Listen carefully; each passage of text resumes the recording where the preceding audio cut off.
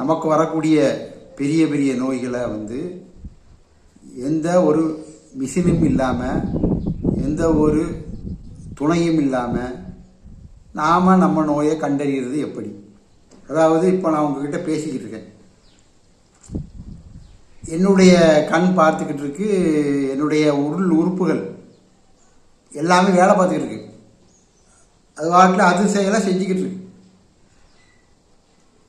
இந்த செயல் நமக்கு தெரியும் போது, அதாவது இப்படி கண் பார்த்துக்கிட்டு இருக்கேன், ஆனால் கண் எனக்கு உறுத்தல் எடுக்குது, இல்லை கண்ணீர் வடிக்குது. காது கேட்டுக்கிட்டு இருக்கு, ஆனால் காதுக்குள்ளே ஒரு இறைச்ச சத்தம் கேட்குது.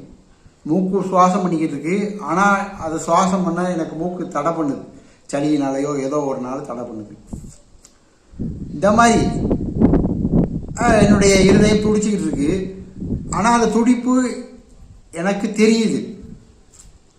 இப்போ எனக்கு தெரியலை, ஆனால் அது தெரியுது அப்படின்னு வச்சுக்கிடுவோம். நான் நடக்கிறேன், என்னுடைய முட்டு நான் நடக்கிறதுக்கு நல்லா உதவி செய்யுது, ஆனால் நடக்கும்போது ஒரு வழி எடுக்குது. இந்த மாதிரி சின்ன சின்ன இது நான் சிறுநீரம் கழிக்கிறேன், சிறுநீரம் கழிக்கும் போது எனக்கு ஒரு காந்தல் எடுக்குது. இந்த மாதிரி சின்ன சின்ன அறிகுறிகள், அதுதான் நம்மளுக்கு அந்த உறுப்பு என்ன பாதிக்கப்பட்டிருக்கு, நீ காப்பாற்று அப்படின்னு சொல்லுது.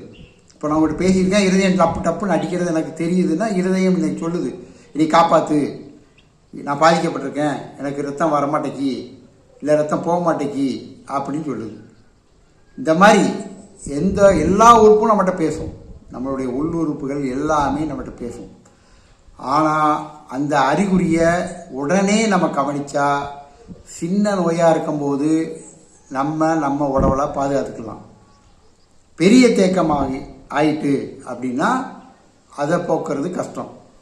இதுதான், இதுக்கு எந்த மிஷினும் தேவையில்லை, யாரோட உதவியும் தேவையில்லை. நடக்க முடியல, முட்டு வலிக்கு உடனே பார்க்கணும், கை தூக்க முடியல வலிக்கு உடனே பார்க்கணும், தலை குனிஞ்சிட்டு நிமிர்ந்தா தலை சுற்றுது உடனே பார்க்கணும்.